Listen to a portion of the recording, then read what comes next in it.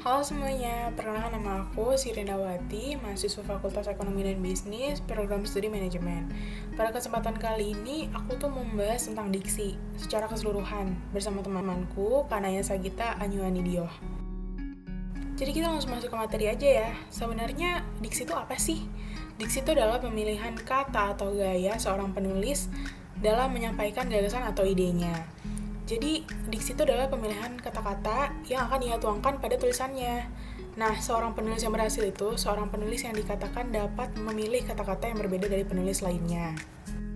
Penulis yang berhasil itu juga yang dapat memadukan kata-kata yang umum dengan kata-kata yang khusus, kata-kata yang abstrak dengan kata-kata yang konkret, dan juga panjang pendeknya suatu kata. Sehingga kata-kata yang ia pilih tersebut dapat mempunyai makna yang sangat banyak. Nah, lanjut. Sebenarnya tujuan kita pakai diksi itu apa sih?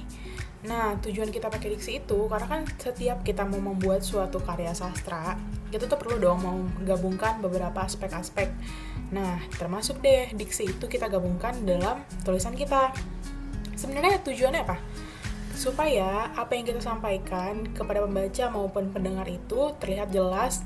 Jadi mereka nggak bingung sebenarnya inti tulisan kita atau inti gagasan kita tuh sebenarnya apa gitu. Dan juga diksi itu dapat memperindah sebuah kalimat loh. Nah, seperti yang tertulis di bawah, tujuan-tujuan umum dari penggunaan diksi itu adalah seperti demikian. Yang pertama, kita dapat membuat pembaca maupun pendengar tuh lebih mengerti mengenai apa yang ingin disampaikan oleh pengarangnya. Yang kedua, membuat komunikasi menjadi efektif. Jadi kalau pakai bahasa yang baik dengan kata-kata yang baik juga, maka komunikasinya pasti efektif dong.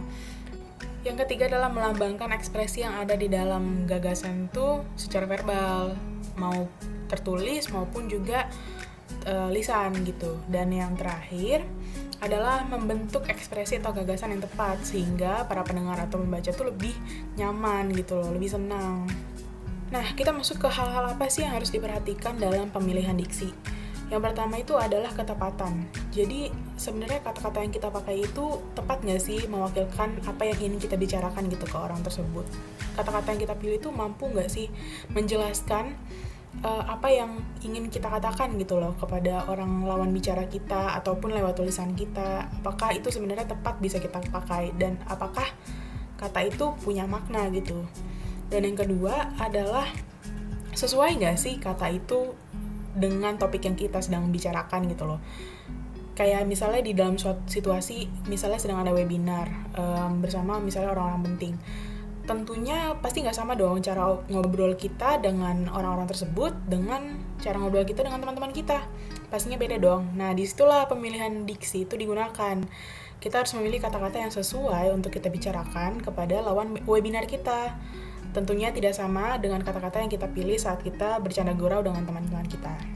Selanjutnya ada ciri-ciri diksi. Ciri-ciri diksi itu ada 3. Yang pertama adalah pilihan katanya dapat mengungkapkan sebuah gagasan atau ide pastinya. Dan yang kedua, kata yang digunakan dapat dibedakan secara tepat dalam bentuk dan makna, sehingga dapat selaras dalam situasi dan juga gagasan pembacanya.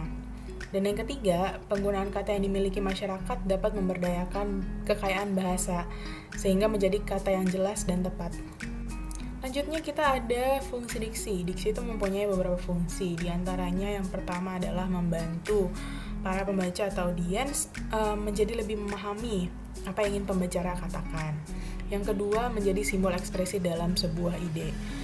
Kalau misalnya kita pilih kata-kata itu dengan tepat dan sesuai dalam topik pembicaraan kita atau tulisan kita, maka pembaca atau pendengar itu dapat mengartikan tulisan kita itu lebih bermakna gitu loh. Yang tadinya tulisan kita sebenarnya biasa aja, dengan pemilihan kata yang tepat dan sesuai, maka tulisan kita tuh akan lebih bermakna lebih yang sesuai dan tepat dengan nuansanya.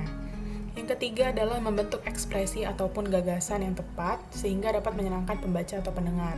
Tentunya nih, semisalnya kalau misalnya kita ada di suatu acara, terus kita mendengarkan pembicara gitu loh. Ada seorang pembicara yang membawakan topik, tapi pemilihan katanya nih nggak sesuai dengan topik yang dia bahas. Pastinya kita jadi kurang tertarik dong dengan topik obrolannya. Jadi itu sebenarnya diksi itu berfungsi di saat seperti itu. Jadi pembicara tuh dapat memilih kata-kata yang tepat dan sesuai sehingga audiensnya tuh mau mendengar gitu loh. Selanjutnya adalah menciptakan kegiatan komunikasi yang efektif dan efisien. Jadi kalau kita pintar dalam memilih kata-kata, tentunya komunikasi kita nggak bakal terhambat dong. Komunikasi kita nggak bakal muter-muter di situ-situ aja. Jadinya penting banget nih pemilihan kata dalam menciptakan komunikasi yang efektif dan efisien. Selanjutnya adalah menciptakan suasana baru atau nuansa komunikasi yang tepat. Biasanya nih, fungsi ini dipakai oleh petinggi-petinggi dan pejabat-pejabat supaya mereka terlihat lebih berwibawa dan gak memperkeruh suasana. Jadi obrolannya lebih tertata dan lebih formal lah kesannya. Juga sejuk dan tentram gitu loh di mata masyarakat, di pendengaran masyarakat. Dan yang terakhir, fungsi yang terakhir adalah mencegah perbedaan penafsiran.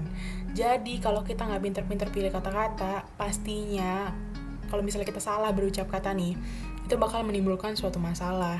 Karena yang tadinya makna kita ini jadinya berbeda nih penafsirannya sama orang lain. Mereka nggak mengerti maksud kita tuh ini, karena kata-kata yang kita pilih itu salah gitu loh. Oke, selanjutnya adalah jenis-jenis diksi yang akan disampaikan oleh teman saya, Kanaya Sagita. Persilakan. Di sini saya akan melanjutkan penjelasan mengenai jenis-jenis diksi. Yang pertama, berdasarkan sifat makna, terbagi menjadi denotasi dan konotasi. Denotasi adalah makna suatu kata sesuai dengan konsep asalnya, apa adanya, tanpa mengalami perubahan atau penambahan makna.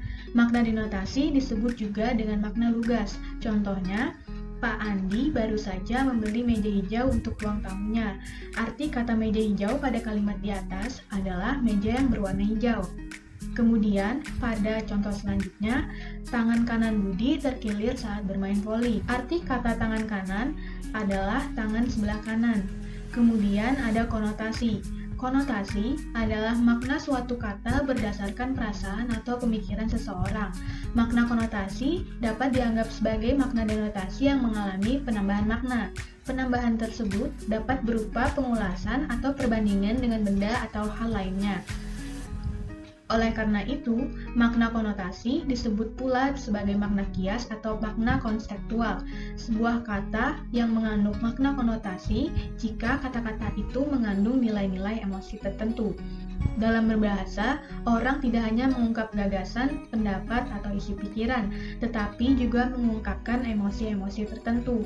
Mungkin saja kata-kata yang dipakai sama, tetapi karena adanya kandungan emosi yang dimuatnya, menyebabkan kata-kata yang diucapkan mengandung makna konotasi di samping makna denotasi. Contohnya, kasus korupsi dana desa itu sudah sampai ke meja hijau. Artinya, meja hijau itu adalah pengadilan. Kemudian, pada contoh selanjutnya, tangan kanan perampok bank kemarin telah tertangkap.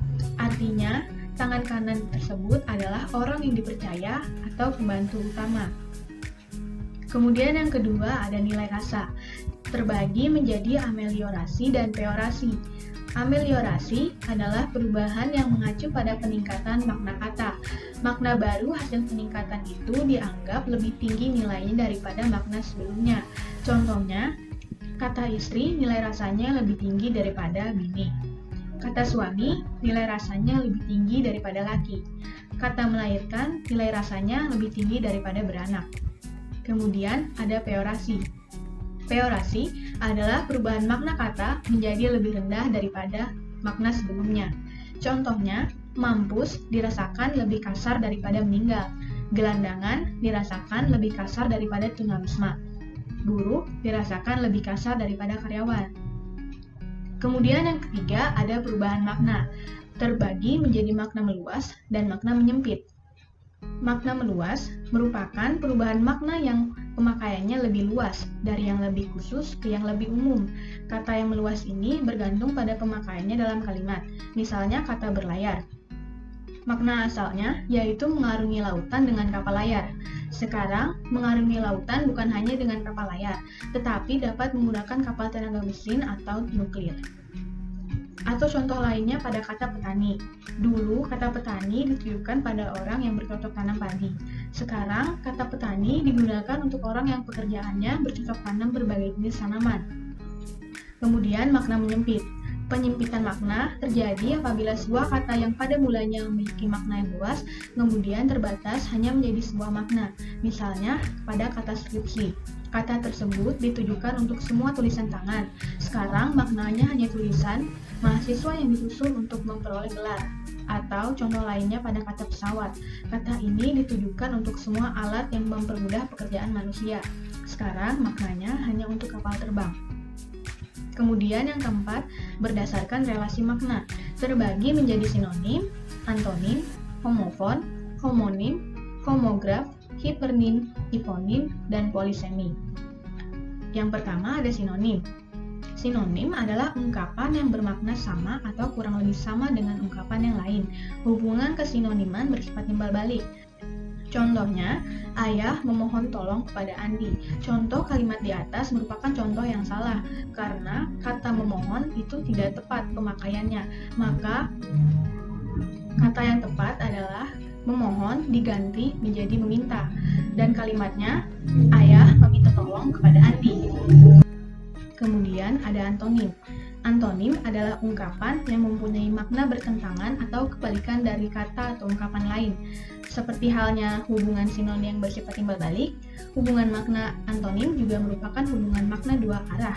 Bila kata A antonim terhadap B, maka B antonim terhadap A. Contohnya, baik buruk sifat orang tergantung cara pandang kita masing-masing. Kemudian ada homofon.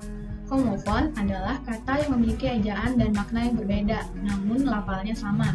Contohnya, Anton menabung uangnya di bank secara rutin. Bang Anton bekerja di perusahaan pembiayaan. Kata bank pada kedua kalimat di atas memiliki ejaan dan makna yang berbeda, namun lafalnya sama. Kemudian ada homonim. Homonim adalah kata yang memiliki lafal dan ejaan yang sama, namun artinya berbeda satu sama lain. Contohnya, bulan itu terlihat bulan penuh malam ini. Semua karyawan mendapatkan gaji setiap bulan. Kata bulan pada kedua kalimat tersebut memiliki arti yang berbeda. Arti kata bulan pada kalimat pertama merujuk kepada satelit yang mengelilingi bumi. Kemudian, kata bulan pada kalimat yang kedua merupakan sebutan dalam kalender. Kemudian ada hipernim dan hiponim. Hipernim adalah kata yang dapat mewakili banyak kata lainnya, sedangkan arti hiponim adalah kata yang dapat terwakili oleh kata hipernim. Dengan kata lain, hipernim adalah kata umum, sedangkan hiponim adalah kata khusus yang dapat terwakili oleh kata hipernim.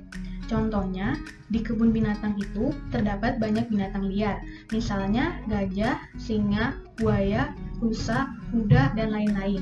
Pada kalimat di atas, binatang liar merupakan hipernim dan hiponimnya adalah gajah, singa, buaya, rusa, kuda, dan lain-lain. Kemudian ada polisemi. Polisemi adalah kata yang memiliki lebih dari satu arti. Contohnya, para nasabah yang menabung di bank akan mendapat bunga setiap bulan. Kalimat selanjutnya, Andini adalah salah satu bunga desa yang paling cantik. Kata bunga pada kalimat di atas memiliki arti yang berbeda. Pada kalimat pertama, memiliki arti sejumlah imbalan yang diberikan bank kepada nasabah atas dana yang disimpan. Arti kata bunga pada kalimat yang kedua adalah penyebutan untuk anak gadis yang belum menikah di sebuah desa. Kemudian yang kelima ada pergeseran makna, terbagi menjadi asosiasi dan sinestesia. Asosiasi adalah pergeseran makna yang timbul karena persamaan sifat. Contohnya, Andi lupa memasukkan suratnya ke dalam amplop. Kemudian kalimat selanjutnya, seorang wartawan dilarang keras menerima amplop dari narasumber.